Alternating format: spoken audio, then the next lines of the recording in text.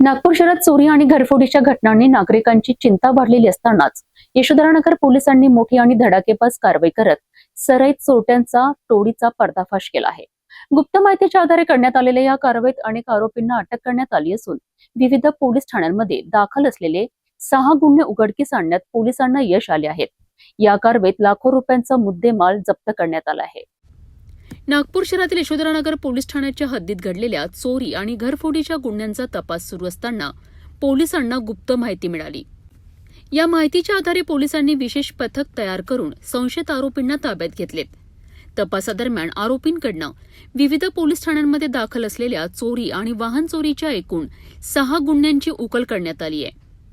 यामध्ये यशोधरानगर, राणा प्रतापनगर, अंबाझरी, लकडगंज, 5 पावली आणि ग्रामीण भागातील गुन्ह्यांचा समावेश आहे। पोलिसांनी आरोपींकडून चोरीच्या अनेक दुचाकी वाहने, सोन्याचे दागिने, अंगठ्या, लॉकेट, कानातील दागिने तसेच इतर मौल्यवान वस्तू जप्त केल्या आहेत। जप्त करण्यात आलेल्या मुद्देमालाची किंमत लाखो रुपयांच्या घरात असल्याचे पोलिसांनी सांगितले। या कारवाईमुळे शहरात सक्रिय असलेल्या चोरीची साखळी गुन्ह्यांना मोठा आळा बसण्याची शक्यता व्यक्त केली जात आहे। आरोपींकडून आणखी काही गुन्ह्यांची उकल होण्याची शक्यता असून पोलिसांचा पुढील तपास सुरू आहे। नागपूर पोलिसांच्या या धडक कारवाईचे नागरिकांकडून स्वागत करण्यात येत असून गुन्हेगारांविरोधील मोहिमेला आणखी बळ मिळाले आहे।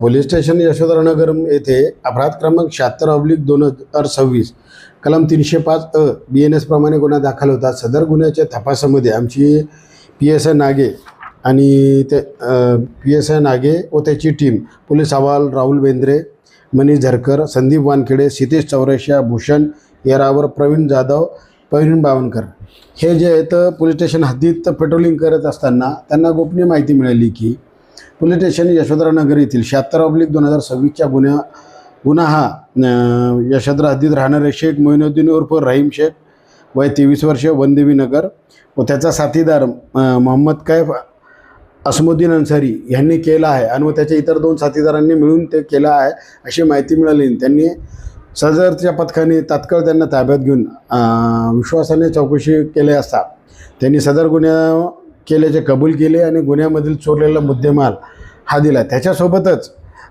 पोलीस स्टेशन यशोधरानगरचा 295/2026 अपराध क्रमांक 371/2026 आणि अपराध क्रमांक 339/2026 कलम 303(2) प्रमाणे जे दाखल होते या 4ही गुन्ह्याचा मुद्देमाल त्यांनी दिलेला आहे। त्याच्या व्यतिरिक्त पोलीस स्टेशन राणा प्रतापनगर, अंबाझरी, लकडगंज, रामटेक इथले सुद्धा त्यांनी घरफोडी आणि चोरीच्या गुन्ह्यामधला मुद्देमाल रिकवर केलेला आहे। तसेच पोलीस स्टेशन 5 पावली येथे काही दिवसापूर्वी स्काय बारमध्ये एका पाणी कामगारास चाकूने मारून जखमी केले होते।